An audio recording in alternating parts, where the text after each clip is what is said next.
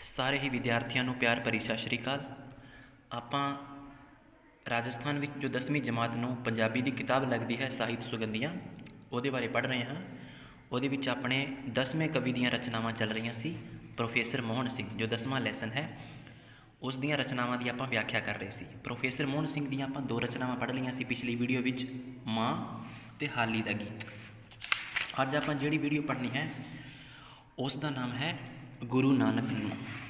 ਤਾਂ ਇਹ ਕਵਿਤਾ ਦੀ ਵਿਆਖਿਆ ਕਰਨ ਤੋਂ ਪਹਿਲਾਂ, ਇਸ ਰਚਨਾ ਦੀ ਵਿਆਖਿਆ ਕਰਨ ਤੋਂ ਪਹਿਲਾਂ ਮੈਂ ਤੁਹਾਨੂੰ ਦੱਸ ਦੇਵਾਂ ਕਿ ਜਿਹੜੀ ਇਹ ਰਚਨਾ ਹੈ ਇਹ ਜਦੋਂ ਆਪਣੇ ਭਾਰਤ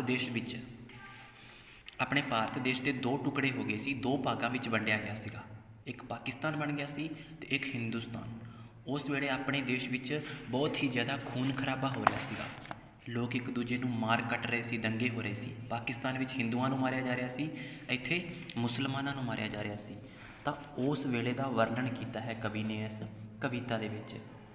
ਗੁਰੂ ਨਾਨਕ ਦੇਵ ਜੀ ਨੂੰ ਇੱਕ ਉਲਾਂਭਾ ਦੇ ਰਹੇ ਹੈ ਆਪਣੇ ਸ਼ਬਦਾਂ ਦੇ ਰਾਹੀਂ। ਕੀ ਕਹਿਣਾ ਚਾਹੁੰਦਾ ਹੈ ਕਵੀ ਪ੍ਰੋਫੈਸਰ ਮੋਹਨ ਸਿੰਘ? ਆ ਜਾਓ ਆਪਾਂ ਇਸ ਦੀ ਵਿਆਖਿਆ ਕਰਦੇ ਹਾਂ। ਤਾਂ ਕਵੀ ਕਹਿੰਦਾ ਹੈ, ਆ ਬਾਬਾ ਤੇਰਾ ਵਤਨ ਹੈ ਵੀਰਾਨ ਹੋ ਗਿਆ, ਰੱਬ ਦੇ ਘਰ ਦਾ ਰਾਖਾ ਮੁੜ ਸ਼ੈਤਾਨ ਹੋ ਗਿਆ। ਆ ਬਾਬਾ ਕਿਆ? ਸ਼੍ਰੀ ਗੁਰੂ ਨਾਨਕ ਦੇਵ ਜੀ ਨੂੰ। ਵਤਨ ਦਾ ਮਤਲਬ ਹੈ ਦੇਸ਼, ਵੀਰਾਨ ਦਾ ਮਤਲਬ ਉਜੜ ਗਿਆ, ਸੁੰਨਾ ਹੋ ਗਿਆ। ਰੱਬ ਦੇ ਘਰ ਕਿਹਾ ਗਿਆ? ਮੰਦਿਰ ਅਤੇ ਮਸਜਿਦਾਂ ਨੂੰ। ਰਾਖਾ ਦਾ ਮਤਲਬ ਰੱਖਿਆ ਕਰਨ ਵਾਲਾ ਰਕਸ਼ਕ। ਸ਼ੈਤਾਨ ਦਾ ਮਤਲਬ ਪਾਪੀ। ਕਿ ਆ ਬਾਬਾ ਆ ਕੇ ਦੇਖ, ਤੇਰਾ ਦੇਸ਼ ਬਿਲਕੁਲ ਉਜੜ ਗਿਆ ਹੈ, ਵੀਰਾਨ ਹੋ ਗਿਆ ਹੈ, ਸੁੰਨਾ ਹੋ ਗਿਆ ਹੈ। ਇੱਥੇ ਜੋ ਰੱਬ ਦੇ ਘਰ ਸੀ, ਮੰਦਿਰ ਅਤੇ ਮਸਜਿਦਾਂ ਸੀ, ਉਹਨਾਂ ਦੇ ਵਿੱਚ ਫਿਰ ਤੋਂ ਪਾਪੀ ਲੋਕ ਆ ਕੇ ਬੈਠ ਗਏ ਹੈ। ਪਾਪੀ ਲੋਕ ਉਹਨਾਂ ਦੀ ਰੱਖਿਆ ਕਰਨ ਵਾਲੇ ਹੋ ਗਏ ਹੈ। ਅਰਥਾਤ ਚਾਰੇ ਪਾਸੇ ਖੂਨ ਖਰਾਬਾ ਹੋ ਰਿਹਾ ਹੈ, ਝੂਠੇ ਲੋਕ ਫਿਰ ਵੱਧ ਗਏ ਹੈ। ਕਲਯੁਗ ਹੈ ਰਥ ਅਗਨ ਦਾ, ਤੂੰ ਆਪ ਆਖਿਆ, ਮੁੜ ਕੂੜ ਉਸ ਰਥ ਦਾ ਰਥਵਾਨ ਹੋ ਗਿਆ। ਠੀਕ ਹੈ। ਮੁੜ ਦਾ ਮਤਲਬ ਦੁਬਾਰਾ, ਕੂੜ ਦਾ ਮਤਲਬ ਝੂਠ, ਰਥਵਾਨ ਦਾ ਮਤਲਬ ਰਥ ਨੂੰ ਚਲਾਉਣ ਵਾਲਾ, ਅਗਨ ਦਾ ਮਤਲਬ ਅਗਨੀ ਜਾਂ ਅੱਗ। ਕਿ ਹੇ ਬਾਬਾ ਨਾਨਕ, ਤੂੰ ਇੱਕ ਗੱਲ ਕਹੀ ਸੀ ਕਿ ਕਲਯੁਗ ਹੈ ਰਥ ਅਗਨ ਦਾ। ਤੂੰ ਆ ਗੱਲ ਕਹੀ ਸੀ ਕਿ ਕਲਯੁਗ ਅਗਨੀ ਦਾ ਰਥ ਹੈ। ਮੁੜ ਦਾ ਮਤਲਬ ਦੁਬਾਰਾ, ਕਿ ਅੱਜ ਫਿਰ ਦੁਬਾਰਾ ਇਸ ਸੰਸਾਰ ਦੇ ਵਿੱਚ ਝੂਠ ਹੀ ਝੂਠ ਫੈਲਿਆ ਹੋਇਆ ਹੈ। ਝੂਠ ਇਸ ਸੰਸਾਰ ਦਾ ਰਥਵਾਨ ਹੋ ਗਿਆ ਹੈ, ਸਾਡੇ ਸਾਰੇ ਦੇਸ਼ ਨੂੰ ਝੂਠ ਚਲਾ ਰਿਹਾ ਹੈ। ਅਰਥਾਤ ਇੱਥੇ ਝੂਠੇ ਲੋਕ ਵੱਧ ਗਏ ਹੈ, ਸੱਚਿਆਂ ਦੀ ਕੋਈ ਕਦਰ ਹੀ ਨਹੀਂ ਹੈ। ਜੋ ਖਾਬ ਸੀ ਤੂੰ ਵੇਖਿਆ ਬਣ ਥੱਲੇ ਸੁੱਤਿਆਂ, ਸੋਹਣਾ ਉਹ ਤੇਰਾ ਖਾਬ ਪਰੇਸ਼ਾਨ ਹੋ ਗਿਆ। ਖਾਬ ਦਾ ਮਤਲਬ ਸੁਪਨਾ। ਵਣ ਇੱਕ ਰੁੱਖ ਹੁੰਦਾ ਹੈ। ਪਰੇਸ਼ਾਨ ਦਾ ਮਤਲਬ ਟੁੱਟ ਜਾਣਾ। ਕਿ ਹੇ ਬਾਬਾ ਨਾਨਕ, ਜੋ ਤੂੰ ਸੁਪਨਾ ਦੇਖਿਆ ਸੀ ਵਣ ਦੇ ਰੁੱਖ ਥੱਲੇ ਸੁੱਤਿਆ ਹੋਇਆ, ਤੇਰਾ ਉਹ ਸੁਪਨਾ ਅੱਜ ਟੁੱਟ ਗਿਆ ਹੈ। ਬਾਬੇ ਨਾਨਕ ਨੇ ਕੀ ਸੁਪਨਾ ਦੇਖਿਆ ਸੀ ਕਿ ਜਿਹੜੇ ਹਿੰਦੂ ਅਤੇ ਮੁਸਲਮਾਨ ਹੈ ਇਹ ਹਮੇਸ਼ਾ ਇਕੱਠੇ ਰਹਿਣਗੇ, ਇੱਕ ਦੂਜੇ ਨਾਲ ਮਿਲ ਜੁਲ ਕੇ ਰਹਿਣਗੇ, ਲੇਕਿਨ ਅੱਜ ਇੱਕ ਦੂਜੇ ਨੂੰ ਮਾਰ ਕੱਟ ਰਹੇ ਹੈ। ਤਾਂ ਤੇਰਾ ਉਹ ਸੁਪਨਾ ਟੁੱਟ ਗਿਆ ਹੈ। ਉਹ ਮੱਚੇ ਤੇਰੇ ਦੇਸ਼ ਦੀ ਹਿੱਕ ਤੇ ਅਲੂੰਬੜੇ, 5 ਪਾਣੀਆਂ ਦਾ ਪਾਣੀ ਵੀ ਹੈਰਾਨ ਹੋ ਗਿਆ। ਹਿੱਕ ਦਾ ਮਤਲਬ ਸਰੀਰ, ਅਲੂੰਬੜੇ ਦਾ ਮਤਲਬ ਲਾਂਬੂ ਯਾਨੀ ਕਿ ਅੱਗ ਦੀਆਂ ਲਪਟਾਂ। 5 ਪਾਣੀਆਂ ਦਾ ਮਤਲਬ 5 ਦਰਿਆਵਾਂ ਦਾ ਪਾਣੀ। ਪੰਜਾਬ ਦੇ ਵਿੱਚ 5 ਦਰਿਆ ਵਗਦੇ ਹੈ, ਰਾਵੀ, ਸਤਲੁਜ, ਬਿਆਸ, ਚਿਨਾਬ, ਜੇਹਲਮ। ਕਿ ਹੇ ਬਾਬਾ ਨਾਨਕ, ਤੇਰੇ ਦੇਸ਼ ਦੇ ਵਿੱਚ ਇੰਨੇ ਦੰਗੇ ਹੋਏ, ਇੰਨੇ ਲੜਾਈ ਝਗੜੇ ਹੋਏ, ਅੱਗ ਦੀਆਂ ਲਪਟਾਂ ਮੱਚੀਆਂ ਤੇਰੇ ਦੇਸ਼ ਦੇ ਵਿੱਚ ਕਿ ਜਿਹਨੂੰ ਦੇਖ ਕੇ 5 ਦਰਿਆਵਾਂ ਦਾ ਪਾਣੀ ਵੀ ਹੈਰਾਨ ਹੋ ਗਿਆ ਕਿ ਆਹ ਕੀ ਹੋ ਰਿਹਾ ਹੈ। ਉਹ ਝੂਲੀਆਂ ਤੇਰੇ ਦੇਸ਼ 'ਤੇ ਮਾਰੂ ਹਨੇਰੀਆਂ, ਉੱਡ ਕੇ ਸਾਡਾ ਆਲਣਾ ਕੱਖ ਕਾਨ ਹੋ ਗਿਆ। ਝੂਲੀਆਂ ਦਾ ਮਤਲਬ ਆਈਆਂ, ਮਾਰੂ ਹਨੇਰੀਆਂ ਦਾ ਮਤਲਬ ਮਾਰਨ ਵਾਲੀਆਂ ਹਨੇਰੀਆਂ। ਯਾਨੀ ਕਿ ਤੇਰੇ ਦੇਸ਼ ਵਿੱਚ ਇੰਨੀਆਂ ਹਨੇਰੀਆਂ ਆਈਆਂ, ਇੰਨੇ ਦੰਗੇ ਫਸਾਦ ਹੋਏ ਕਿ ਉੱਡ ਕੇ ਸਾਡਾ ਆਲਣਾ ਵੈਸੇ ਕਹਿੰਦੇ ਆ ਘੋਂਸਲੇ ਨੂੰ, ਲੇਕਿਨ ਇਸ ਕਵਿਤਾ ਦੇ ਵਿੱਚ ਕਿਹਾ ਗਿਆ ਆਲਣੇ ਦਾ ਮਤਲਬ ਘਰ-ਬਾਰ, ਘਰ ਨੂੰ ਕਿਹਾ ਗਿਆ। ਕੱਖ ਕਾਨ ਦਾ ਮਤਲਬ ਵਿਖਰ ਗਿਆ। ਕਿ ਤੇਰੇ ਦੇਸ਼ ਵਿੱਚ ਇੰਨੇ ਦੰਗੇ ਫਸਾਦ ਹੋਏ ਕਿ ਇਹਨਾਂ ਦੰਗਿਆਂ ਲੜਾਈਆਂ ਦੇ ਵਿੱਚ ਉੱਡ ਕੇ ਸਾਡਾ ਆਲਣਾ ਯਾਨੀ ਕਿ ਸਾਡਾ ਘਰ-ਬਾਰ ਵੀ ਟੁੱਟ ਗਿਆ, ਘਰ-ਬਾਰ ਉਜੜ ਗਏ, ਬਿਖਰ ਗਏ, ਅਸੀਂ ਘਰਾਂ ਤੋਂ ਬੇਘਰ ਹੋ ਗਏ। ਯੁਗਾਂ ਦੀ ਸਾਂਝੀ ਸਭਿਅਤਾ ਪੈਰੀ ਲਿੱਦੜ ਗਈ, ਸਦੀਆਂ ਦੇ ਸਾਂਝੇ ਖੂਨ ਦਾ ਵੀ ਨਾਣ ਹੋ ਗਿਆ। ਯੁਗਾਂ ਦੀ ਸਾਂਝੀ ਸੱਭਿਅਤਾ ਦਾ ਮਤਲਬ ਹੈ ਜੋ ਯੁਗਾਂ ਤੋਂ ਕਾਫੀ ਚਿਰਾਂ ਤੋਂ ਹਿੰਦੂ ਔਰ ਮੁਸਲਮਾਨ ਇਕੱਠੇ ਰਹਿੰਦੇ ਆ ਰਹੇ ਸੀਗੇ, ਭਰਾਵਾਂ ਦੀ ਤਰ੍ਹਾਂ ਰਹਿੰਦੇ ਆ ਰਹੇ ਸੀਗੇ, ਉਹ ਇੱਕ ਦੂਜੇ ਦੇ ਦੁਸ਼ਮਣ ਬਣ ਗਏ, ਇੱਕ ਦੂਜੇ ਦੇ ਵੈਰੀ ਬਣ ਗਏ। ਸਦੀਆਂ ਦੇ ਸਾਂਝੇ ਖੂਨ ਦਾ ਵੀ ਨਾਣ ਹੋ ਗਿਆ। ਨਾਣ ਦਾ ਮਤਲਬ ਨੁਕਸਾਨ। ਜੋ ਸਦੀਆਂ ਤੋਂ ਇੱਕ ਸਾਂਝ ਨਾਲ ਰਹਿੰਦੇ ਸੀ, ਭਾਈਚਾਰੇ ਨਾਲ ਰਹਿੰਦੇ ਸੀਗੇ, ਹੁਣ ਉਹਨਾਂ ਦੋਵਾਂ ਦਾ ਆਪਸ ਵਿੱਚ ਨੁਕਸਾਨ ਹੋ ਗਿਆ। ਦੋਨੇ ਅੱਜ ਇੱਕ ਦੂਜੇ ਨੂੰ ਮਾਰ ਕੱਟ ਰਹੇ ਹੈ। ਵੰਡ ਬੈਠੇ ਤੇਰੇ ਪੁੱਤ ਨੇ ਸਾਂਝੇ ਸਵਰਗ ਨੂੰ, ਵੰਡਿਆ ਸਵਰਗ ਨਰਕ ਦਾ ਸ਼ਮਿਆਨ ਹੋ ਗਿਆ। ਠੀਕ ਹੈ, ਸ਼ਮਿਆਨ ਦਾ ਮਤਲਬ ਹੁੰਦਾ ਸਮਾਨ, ਕਿ ਜਿਹੜੇ ਤੇਰੇ ਪੁੱਤ ਸੀ ਇਹਨਾਂ ਨੇ ਤੇਰੇ ਸਾਂਝੇ ਸਵਰਗ ਵਰਗੇ ਦੇਸ਼ ਨੂੰ ਵੰਡ ਲਿਆ ਹੈ, ਉਹਦੇ ਦੋ ਟੁਕੜੇ ਕਰ ਦਿੱਤੇ ਹੈ। ਇੱਕ ਪਾਕਿਸਤਾਨ ਬਣ ਗਿਆ, ਇੱਕ ਹਿੰਦੁਸਤਾਨ ਬਣ ਗਿਆ। ਵੰਡਿਆ ਸਵਰਗ ਨਰਕ ਦਾ ਸ਼ਮਿਆਨ ਹੋ ਗਿਆ, ਕਿ ਇਹ ਵੰਡਿਆ ਹੋਇਆ ਸਵਰਗ ਵਰਗਾ ਦੇਸ਼ ਹੁਣ ਨਰਕ ਦੀ ਤਰ੍ਹਾਂ ਲੱਗਦਾ ਹੈ, ਕਿਉਂਕਿ ਪਾਕਿਸਤਾਨ ਵਿੱਚ ਵੀ ਖੂਨ ਖਰਾਬਾ ਹੋ ਰਿਹਾ ਸੀ, ਇੱਧਰ ਹਿੰਦੁਸਤਾਨ ਵਿੱਚ ਵੀ ਖੂਨ ਖਰਾਬਾ ਹੋ ਰਿਹਾ ਸੀ। ਤਾਂ ਇਹ ਸਵਰਗ ਵਰਗਾ ਦੇਸ਼ ਦੋ ਭਾਗਾਂ ਵਿੱਚ ਵੰਡਿਆ ਗਿਆ, ਔਰ ਇਹ ਵੰਡਿਆ ਹੋਇਆ ਹੁਣ ਸਵਰਗ ਨਰਕ ਦੀ ਤਰ੍ਹਾਂ ਲੱਗ ਰਿਹਾ ਹੈ। ਉੱਧਰ ਧਰਮ ਗ੍ਰੰਥਾਂ ਅਤੇ ਮੰਦਿਰਾਂ ਦਾ ਜਸ਼ ਗਿਆ, ਇੱਧਰ ਮਸੀਤੋਂ ਬਾਹਰ ਹੋ ਕੁਰਆਨ ਗਿਆ। ਠੀਕ ਹੈ, ਉੱਧਰ ਦਾ ਮਤਲਬ ਪਾਕਿਸਤਾਨ ਵਿੱਚ ਹਿੰਦੂਆਂ ਦੇ ਧਾਰਮਿਕ ਗ੍ਰੰਥਾਂ ਨੂੰ ਫਾੜ ਦਿੱਤਾ ਗਿਆ, ਮੰਦਿਰਾਂ ਨੂੰ, ਗੁਰਦੁਆਰਿਆਂ ਨੂੰ ਤੋੜ ਦਿੱਤਾ ਗਿਆ। ਇੱਧਰ ਮਸੀਤੋਂ ਬਾਹਰ ਹੋ ਕੁਰਾਨ ਗਿਆ। ਮਸੀਤੋਂ ਦਾ ਮਤਲਬ ਮਸਜਿਦ, ਕੁਰਾਨ ਮੁਸਲਮਾਨਾਂ ਦੀ ਧਾਰਮਿਕ ਗ੍ਰੰਥ ਹੈ, ਕੁਰਾਨ ਸ਼ਰੀਫ, ਕਿ ਇੱਧਰ ਮਸਜਿਦਾਂ ਤੋੜ ਦਿੱਤੀਆਂ ਗਈਆਂ, ਕੁਰਾਨ ਸ਼ਰੀਫ ਮਸਜਿਦਾਂ ਵਿੱਚੋਂ ਕੱਢ ਕੇ ਬਾਹਰ ਸੁੱਟ ਦਿੱਤੇ ਗਏ।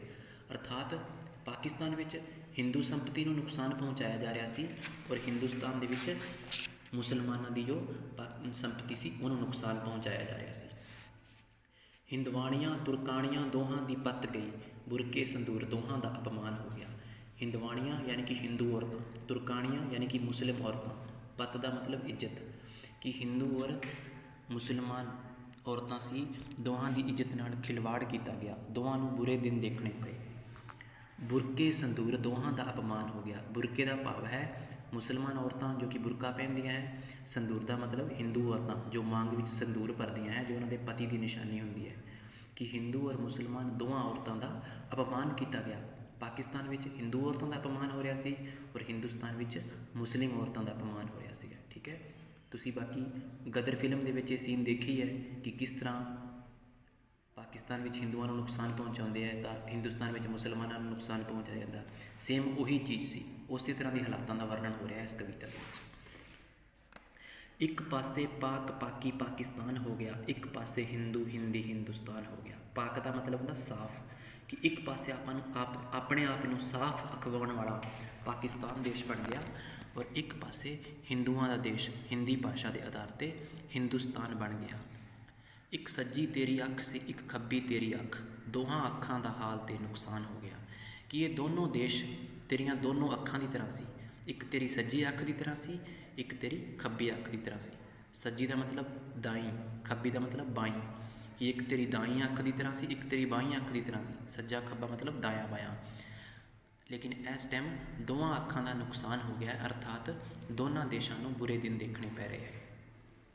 ਕੁਝ ਐਸਾ ਕੁਫਰ ਤੋਲਿਆ ਈਮਾਨ ਵਾਲਿਆ, ਕਿ ਕੁਫਰ ਤੋਂ ਵੀ ਹੌਲਾ ਹੈ ਈਮਾਨ ਹੋ ਗਿਆ।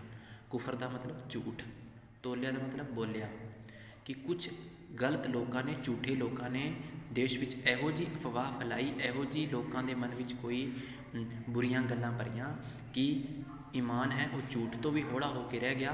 ਲੋਕ ਝੂਠ ਦੇ ਸ਼ਿਕਾਰ ਹੋ ਕੇ ਇੱਕ ਦੂਜੇ ਨੂੰ ਮਾਰਨ ਕੱਟਣ ਲੱਗ ਗਏ, ਇੱਕ ਦੂਜੇ ਨਾਲ ਲੜਨ ਭਿੜਨ ਲੱਗ ਗਏ। ਕੁਝ ਐਸਾ ਗਲਤ ਰਸਤਾ ਦਿਖਾਇਆ ਝੂਠ ਬੋਲਣ ਵਾਲਿਆਂ ਨੇ ਕਿ ਸੰਸਾਰ ਵਿੱਚ ਜਾਂ ਦੇਸ਼ ਵਿੱਚ ਅਰਾਜਕਤਾ ਹੀ ਫੈਲ ਗਈ। ਸਾਡੇ ਦੇਸ਼ ਭਾਰਤ ਦੇਸ਼ ਵਿੱਚ ਮੁੜ ਮੈਦੇ ਬਾਸਮਤੀਆਂ ਦਾ ਆਦਰ ਹੈ ਵਧਿਆ, ਮੁੜ ਕੋਧਰੇ ਦੀ ਰੋਟੀ ਦਾ ਅਪਮਾਨ ਹੋ ਗਿਆ।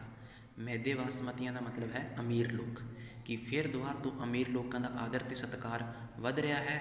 ਮੁੜ ਕੋਧਰੇ ਦੀ ਰੋਟੀ ਦਾ ਅਪਮਾਨ ਹੋ ਗਿਆ। ਕੋਧਰੇ ਦੀ ਰੋਟੀ ਦਾ ਭਾਵ ਹੈ ਗਰੀਬ ਲੋਕ, ਕਿ ਗਰੀਬ ਲੋਕਾਂ ਦਾ ਅਪਮਾਨ ਹੋ ਰਿਹਾ ਹੈ, ਔਰ ਅਮੀਰਾਂ ਦਾ ਦਿਨੋਂ ਦਿਨ ਆਦਰ ਵੱਧ ਰਿਹਾ ਹੈ। ਅਮੀਰ ਚੰਗੇ ਦਿਨ ਦੇਖ ਰਹੇ ਹੈ, ਔਰ ਗਰੀਬਾਂ ਨੂੰ ਮਾੜੇ ਦਿਨ ਦੇਖਣੇ ਪੈ ਰਹੇ ਹੈ। ਮੁੜ ਭਾਗਵਾਂ ਦੀ ਚਾਦਰੀ ਛਿੱਟੇ ਨੇ ਖੂਨ ਦੇ, ਮੁੜ ਲਾਲੂਆਂ ਦੇ ਖੂਨ ਦਾ ਨੁਚੜਾਨ ਹੋ ਗਿਆ। ਇਹਦੇ 'ਚ ਦੋ ਨਾਮ ਆਏ ਹੈ, ਇੱਕ ਹੈ ਭਾਗੋ, ਇੱਕ ਹੈ ਲਾਲੂ। ਤਾਂ ਇਹਨਾਂ ਦੋਵਾਂ ਲੈਣਾਂ ਦੀ ਵਿਆਖਿਆ ਕਰਨ ਤੋਂ ਪਹਿਲਾਂ ਇੱਕ ਨਿੱਕੀ ਜਿਹੀ ਸਾਖੀ ਹੈ ਗੁਰੂ ਨਾਨਕ ਦੇਵ ਜੀ ਦੀ, ਉਹ ਸੁਣਾ ਦਿਆਂ ਤਾਂ ਇਹ ਲੈਣਾ ਥੋੜ੍ਹੇ ਚੰਗੀ ਤਰ੍ਹਾਂ ਸਮਝ ਆਉਣਗੀਆਂ। ਕਿਸੇ ਪਿੰਡ ਵਿੱਚ ਦੋ ਬੰਦੇ ਰਹਿੰਦੇ ਸੀ, ਭਾਗੋ ਅਤੇ ਲਾਲੂ ਨਾਮ ਦੇ। ਤੁਹਾਨੂੰ ਪਤਾ ਹੈ ਕਿ ਸ਼੍ਰੀ ਗੁਰੂ ਨਾਨਕ ਦੇਵ ਜੀ ਨੇ ਤੁਹਾਨੂੰ ਪਤਾ ਹੀ ਹੈ ਕਿ ਸ਼੍ਰੀ ਗੁਰੂ ਨਾਨਕ ਦੇਵ ਜੀ ਨੇ ਜਿੰਨੀਆਂ ਵੀ ਆਪਣੀਆਂ ਯਾਤਰਾਵਾਂ ਕੀਤੀਆਂ ਸੀ ਉਹ ਪੈਦਲ ਯਾਤਰਾਵਾਂ ਕੀਤੀਆਂ ਸੀਗੀਆਂ। ਠੀਕ ਹੈ, ਉਹਨਾਂ ਨੇ ਪੈਦਲ ਘੁੰਮ ਕੇ ਪੂਰੀ ਦੁਨੀਆ ਗਈ ਸੀ। ਤਾਂ ਇੱਕ ਵਾਰ ਉਹ ਘੁੰਮਦੇ ਘੁੰਮਦੇ ਇਹਨਾਂ ਦੇ ਪਿੰਡ ਵਿੱਚ ਚਲੇ ਜਾਂਦੇ ਹੈ। ਜਦੋਂ ਇਹਨਾਂ ਨੂੰ ਪਤਾ ਚੱਲਦਾ ਹੈ ਕਿ ਬਾਬਾ ਨਾਨਕ ਇੱਥੇ ਆਏ ਹੋਏ ਨੇ, ਤਾਂ ਭਾਗੋ ਆਪਣੇ ਘਰ, ਜਿਹੜਾ ਭਾਗੋ ਹੁੰਦਾ ਹੈ ਇਹ ਇੱਕ ਅਮੀਰ ਬੰਦਾ ਹੁੰਦਾ ਹੈ, ਯਾਨੀ ਲੋਕਾਂ ਦਾ ਸ਼ੋਸ਼ਣ ਕਰਕੇ, ਲੋਕਾਂ ਦਾ ਖੂਨ ਚੂਸ ਕੇ ਬਹੁਤ ਕਮਾਈ ਕੀਤੀ ਹੁੰਦੀ ਹੈ। ਤਾਂ ਇਹ ਆਪਣੇ ਘਰ ਵਿੱਚ ਬਾਬੇ ਨਾਨਕ ਲਈ ਤਰ੍ਹਾਂ ਤਰ੍ਹਾਂ ਦੇ ਪਕਵਾਨ ਬਣਾ ਕੇ ਰੱਖਦਾ ਹੈ ਕਿ ਸਾਡੇ ਘਰ ਆ ਕੇ ਬਾਬਾ ਨਾਨਕ ਰੋਟੀ ਖਾਊਗਾ। ਲਾਲੋ ਇੱਕ ਗਰੀਬ ਤੇ ਇਮਾਨਦਾਰ ਬੰਦਾ ਹੈ, ਇਹ ਵੀ ਆਪਣੇ ਘਰ ਵਿੱਚ ਰੁੱਖੀ ਮਿੱਸੀ ਰੋਟੀ ਬਣਾਉਂਦਾ ਹੈ ਕਿ ਬਾਬਾ ਨਾਨਕ ਸਾਡੇ ਘਰ ਆਊਗਾ। ਤਾਂ ਬਾਬਾ ਨਾਨਕ ਭਾਗੋ ਦੇ ਪਕਵਾਨ ਠੁਕਰਾ ਕੇ ਲਾਲੋ ਦੇ ਘਰ ਵਿੱਚ ਆ ਕੇ ਰੋਟੀ ਖਾਂਦਾ ਹੈ। ਇਹ ਸਭ ਦੇਖ ਕੇ ਭਾਗੋ ਨਾਰਾਜ਼ ਹੋ ਜਾਂਦਾ ਬਾਬੇ ਨਾਨਕ ਨਾਲ। ਜਦੋਂ ਉਹਨੂੰ ਪੁੱਛਦਾ ਹੈ ਕਿ ਤੂੰ ਮੇਰੇ ਘਰ ਵਿੱਚ ਕਿਉਂ ਨਹੀਂ ਆਇਆ, ਤਾਂ ਬਾਬਾ ਨਾਨਕ ਕੀ ਕਰਦਾ ਹੈ, ਭਾਗੋ ਦੇ ਪਕਵਾਨ ਚੱਕ ਕੇ ਇੱਕ ਚਾਦਰ ਵਿੱਚ ਪਾ ਲੈਂਦਾ ਹੈ ਅਤੇ ਇੱਕ ਚਾਦਰ ਵਿੱਚ ਭਾਈ ਲਾਲੋ ਦੀ ਰੁੱਖੀ ਮਿੱਸੀ ਰੋਟੀ ਪਾ ਲੈਂਦਾ ਹੈ। ਜਦੋਂ ਦੋਵਾਂ ਚਾਦਰਾਂ ਨੂੰ ਨਿਚੋੜਦਾ ਹੈ ਤਾਂ ਭਾਗੋ ਦੀ ਚਾਦਰ ਵਿੱਚੋਂ ਖੂਨ ਦੇ ਛਿੱਟੇ ਡਿੱਗਦੇ ਹੈ ਔਰ ਲਾਲੋ ਦੀ ਚਾਦਰ ਵਿੱਚੋਂ ਦੁੱਧ ਦੀ ਧਾਰ ਵਗਦੀ ਹੈ। ਤਾਂ ਬਾਬਾ ਨਾਨਕ ਉਹਨੂੰ ਕਹਿੰਦਾ, ਦੇਖ ਭਾਗੋ, ਤੂੰ ਲੋਕਾਂ ਦਾ ਖੂਨ ਚੂਸ ਕੇ ਕਮਾਈ ਕੀਤੀ, ਤੂੰ ਲੋਕਾਂ ਦਾ ਸ਼ੋਸ਼ਣ ਕਰਕੇ ਕਮਾਈ ਕੀਤੀ, ਲੇਕਿਨ ਇਹਦੀ ਕਮਾਈ ਦੁੱਧ ਵਰਗੀ ਸਾਫ਼ ਸੀ, ਤਾਂ ਕਰਕੇ ਇਹਦੀ ਰੋਟੀ ਵਿੱਚੋਂ ਦੁੱਧ ਤੇ ਤੇਰੀ ਰੋਟੀ ਵਿੱਚੋਂ ਖੂਨ ਨਿਕਲਿਆ ਹੈ, ਇਸ ਕਰਕੇ ਮੈਂ ਇਹਦੇ ਘਰ ਰੋਟੀ ਖਾਣ ਗਿਆ ਸੀ। ਠੀਕ ਹੈ, ਤਾਂ ਆਹ ਦੋ ਲੈਣਾਂ ਦਾ ਅਰਥ ਸਮਝਾਉਣ ਲਈ ਮੈਂ ਤੁਹਾਨੂੰ ਇਹ ਸਾਖੀ ਸੁਣਾਈ ਹੈ। ਵੈਸੇ ਇਸ ਕਹਾਣੀ ਵਿੱਚ ਨਹੀਂ ਲਿਖਣੀ ਤੁਸੀਂ। ਕਵੀ ਕੀ ਕਹਿੰਦਾ, ਮੁੜ ਭਾਗਵਾਂ ਦੀ ਚਾਦਰੀ ਛਿੱਟੇ ਨੇ ਖੂਨ ਦੇ, ਮੁੜ ਲਾਲੋਆਂ ਦੇ ਖੂਨ ਦਾ ਨੁਚੜਾਨ ਹੋ ਗਿਆ। ਕਿ ਫਿਰ ਭਾਗੋ ਵਰਗੇ ਲੋਕ ਲੋਕਾਂ ਦਾ ਸ਼ੋਸ਼ਣ ਕਰ ਰਹੇ ਹੈ, ਲੋਕਾਂ ਦਾ ਖੂਨ ਚੂਸ ਰਹੇ ਹੈ। ਮੁੜ ਲਾਲੋਆਂ ਦੇ ਖੂਨ ਦਾ ਨੁਚੜਾਨ ਹੋ ਗਿਆ, ਫਿਰ ਲਾਲੋ ਵਰਗੇ ਗਰੀਬ ਲੋਕਾਂ ਦਾ ਸ਼ੋਸ਼ਣ ਹੋ ਰਿਹਾ ਹੈ, ਉਹਨਾਂ ਦਾ ਖੂਨ ਚੂਸਿਆ ਜਾ ਰਿਹਾ ਹੈ। ਫਿਰ ਉੱਚਿਆਂ ਦੇ ਮਹਿਲਾਂ 'ਤੇ ਸੋਨਾ ਮੜੀ ਰਿਹਾ, ਫਿਰ ਨੀਵਿਆਂ ਦੀ ਕੁੱਲੀ ਦਾ ਵੀ ਵਾਣ ਹੋ ਗਿਆ। ਉੱਚਿਆਂ ਦਾ ਮਤਲਬ ਅਮੀਰ ਲੋਕ, ਕਿ ਫਿਰ ਦੁਆਰ ਤੋਂ ਅਮੀਰ ਲੋਕ ਆਪਣੇ ਮਹਿਲਾਂ ਦੇ ਸੋਨਾ ਮੜ ਰਹੇ ਹੈ, ਅਰਥਾਤ ਦਿਨੋਂ ਦਿਨ ਅਮੀਰ ਹੁੰਦੇ ਜਾ ਰਹੇ ਹੈ। ਫਿਰ ਨੀਵਿਆਂ ਦੀ ਕੁੱਲੀ ਦਾ ਵੀ ਵਾਣ ਹੋ ਗਿਆ। ਨੀਵਿਆਂ ਦਾ ਮਤਲਬ ਗਰੀਬ ਲੋਕ, ਕੁੱਲੀ ਦਾ ਮਤਲਬ ਚੌਂਪੜੀ, ਵਾਣ ਦਾ ਮਤਲਬ ਨੁਕਸਾਨ। ਕਿ ਫਿਰ ਗਰੀਬਾਂ ਨੂੰ ਨੁਕਸਾਨ ਭਰੇ ਦਿਨ ਦੇਖਣੇ ਪੈ ਰਹੇ, ਉਹਨਾਂ ਦੀ ਝੋਪੜੀਆਂ ਘਰ-ਬਾਰ ਉਜੜਦੇ ਜਾ ਰਹੇ ਹੈ। ਗਰੀਬ ਦਿਨੋਂ ਦਿਨ ਗਰੀਬ ਹੁੰਦੇ ਜਾ ਰਹੇ ਹੈ ਔਰ ਅਮੀਰ ਦਿਨੋਂ ਦਿਨ ਅਮੀਰ ਹੁੰਦੇ ਜਾ ਰਹੇ ਹੈ। ਉਸ ਸੂਰ ਉਸ ਗਾਏ ਦਾ ਹੱਕ ਨਾਰਾ ਲਾਇਆ ਤੂੰ, ਇਹ ਹੱਕ ਪਰ ਨਿਹੱਕ ਤੋਂ ਕੁਰਬਾਨ ਹੋ ਗਿਆ। ਕਿ ਹੇ ਬਾਬਾ ਨਾਨਕ, ਤੂੰ ਇੱਕ ਨਾਰਾ ਲਾਇਆ ਸੀ, ਉਸ ਸੂਰ ਉਸ ਗਾਏ, ਯਾਨੀ ਕਿ ਅਗਰ ਮੁਸਲਮਾਨ ਕਿਸੇ ਦਾ ਪਰਾਇਆ ਹੱਕ ਖਾਂਦਾ ਹੈ ਤਾਂ ਸਮਝ ਲਓ ਉਸਨੇ ਸੂਰ ਖਾ ਲਿਆ। ਉਸ ਗਾਏ ਦਾ ਮਤਲਬ ਗਾਂ ਦਾ ਮਾਸ, ਕਿ ਅਗਰ ਹਿੰਦੂ ਕਿਸੇ ਦਾ ਪਰਾਇਆ ਹੱਕ ਖਾਂਦਾ ਹੈ ਤਾਂ ਸਮਝ ਲਓ ਉਹਨੇ ਗਾਂ ਦਾ ਮਾਸ ਖਾ ਲਿਆ। ਤੂੰ ਇਹ ਗੱਲ ਆਖੀ ਸੀ, ਪਰ ਅੱਜ ਹੱਕ ਨਿਹੱਕ ਤੋਂ ਕੁਰਬਾਨ ਹੋ ਗਿਆ ਹੈ। ਅੱਜ ਲੋਕ ਇੱਕ ਦੂਜੇ ਦਾ ਹੱਕ ਖਾ ਰਹੇ ਹੈ, ਇੱਕ ਦੂਜੇ ਨਾਲ ਝੂਠ ਬੋਲ ਰਹੇ ਹੈ, ਫਰੇਬ ਕਰ ਰਹੇ ਹੈ, ਸਾਰਾ ਮਾਹੌਲ ਹੀ ਇੱਥੋਂ ਦਾ ਵਿਗੜ ਗਿਆ ਹੈ। ਮੁੜ ਗਾਉਣੇ ਪਏ ਨੇ ਮੈਨੂੰ ਸ਼ੋਲੇ ਖੂਨ ਦੇ, ਪਾ ਪਾ ਕੇ ਗੁੰਗੂ ਰਤ ਦਾ ਰਤਲਾਨ ਹੋ ਗਿਆ। ਸ਼ੋਲੇ ਦਾ ਮਤਲਬ ਹੁੰਦਾ ਗੀਤ। ਬਾਬੇ ਨਾਨਕ ਨੂੰ ਕਵੀ ਪ੍ਰੋਫੈਸਰ ਮੋਹਨ ਸਿੰਘ ਕਹਿੰਦਾ ਕਿ ਅੱਜ ਫਿਰ ਮੈਨੂੰ ਦੁਆਰ ਤੋਂ, ਮੁੜ ਦਾ ਮਤਲਬ ਦੁਆਰ ਤੋਂ ਗਾਉਣੇ ਪੈ ਰਹੇ ਹੈ ਖੂਨ ਭਰੇ ਗੀਤ, ਕਿਉਂਕਿ ਚਾਰੇ ਪਾਸੇ ਗੁੰਗੂ ਰਤ ਦਾ ਮਤਲਬ ਲਹੂ ਦਾ ਛਿੜਕਣਾ, ਰਤਲਾਨ ਦਾ ਮਤਲਬ ਲਹੂ ਲੁਹਾਣ, ਕਿਉਂਕਿ ਚਾਰੇ ਪਾਸੇ ਲਹੂ ਹੀ ਲਹੂ ਛਿੜਕਿਆ ਪਿਆ ਹੈ, ਚਾਰੇ ਪਾਸੇ ਖੂਨ ਖਰਾਬਾ ਹੋ ਰਿਹਾ ਹੈ, ਲਹੂ ਲੁਹਾਣ ਹੋ ਰਿਹਾ ਹੈ। ਕਿਉਂਕਿ 47 ਦੇ ਦੰਗਿਆਂ ਵੇਲੇ ਇੱਕ ਦੂਜੇ ਨੂੰ ਮਾਰ ਰਹੇ ਸੀ ਨਾ, ਹਰ ਘਰਾਂ ਵਿੱਚ ਖੂਨ ਦੇ ਛਿੱਟੇ, ਖੂਨ ਖਰਾਬਾ, ਗਲੀਆਂ ਵਿੱਚ ਇੱਧਰ ਉੱਧਰ ਗੱਡੀਆਂ ਲਹੂ ਦੀਆਂ ਭਰੀਆਂ, ਲਾਸ਼ਾਂ ਦੀਆਂ ਭਰੀਆਂ, ਇੱਧਰੋਂ ਪਾਕਿਸਤਾਨ ਜਾਂਦੀਆਂ ਸੀ, ਪਾਕਿਸਤਾਨ ਤੋਂ ਇੱਧਰ ਆਉਂਦੀਆਂ ਸੀ, ਯਾਨੀ ਕਿ ਚਾਰੇ ਪਾਸੇ ਖੂਨ ਖਰਾਬਾ ਹੀ ਖੂਨ ਖਰਾਬਾ ਹੋਇਆ ਪੈ ਰਿਹਾ ਹੈ। ਤੂੰ ਰੱਬ ਨੂੰ ਵੰਗਾਰਿਆ, ਤੈਨੂੰ ਵੰਗਾਰਾਂ ਮੈਂ। ਵੰਗਾਰਿਆ ਦਾ ਮਤਲਬ ਉਲਾਂਭਾ ਦੇਣਾ, ਕਿ ਹੇ ਬਾਬਾ ਨਾਨਕ, ਤੂੰ ਕਿਸੇ ਵੇਲਿਆਂ 'ਚ ਰੱਬ ਨੂੰ ਉਲਾਂਭਾ ਦਿੱਤਾ ਸੀ, ਅੱਜ ਮੈਂ ਤੈਨੂੰ ਉਲਾਂਭਾ ਦੇ ਰਿਹਾ ਹਾਂ। ਬਾਬੇ ਨਾਨਕ ਨੇ ਕਦੋਂ ਉਲਾਂਭਾ ਦਿੱਤਾ ਸੀ? ਜਦੋਂ 1526 ਦੇ ਵਿੱਚ ਆਪਣੇ ਭਾਰਤ ਦੇਸ਼ 'ਤੇ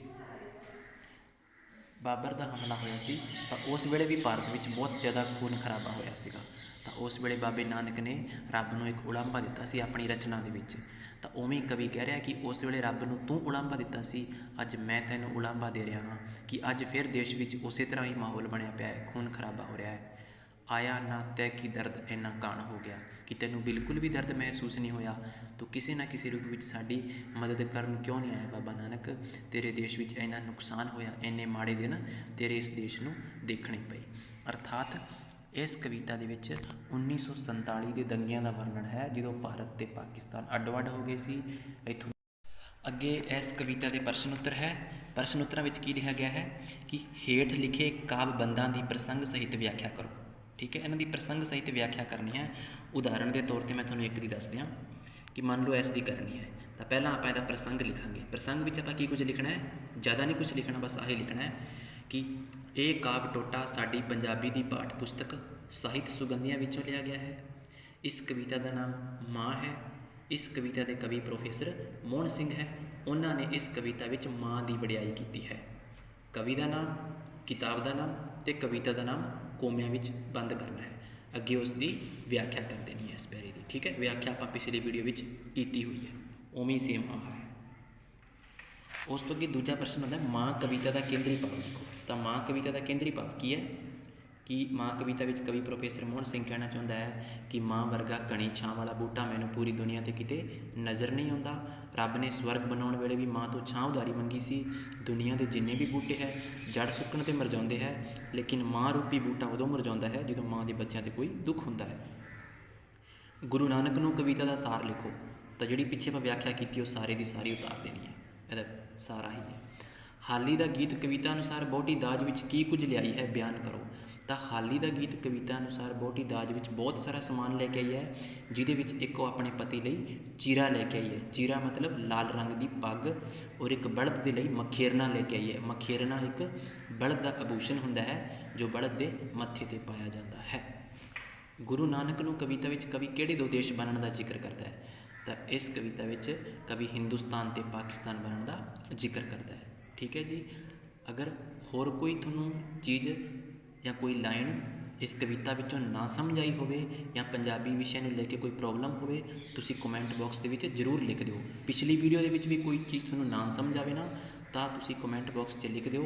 जल्द तो जल्द जिहड़ी भी चीज़ तुहानूं नहीं समझ आऊगी वो दुबारा तो समझाई जाऊगी। चंगी लगे क्लास तो इहनूं लाइक शेयर ते चैनल नूं सबसक्राइब जरूर करिओ।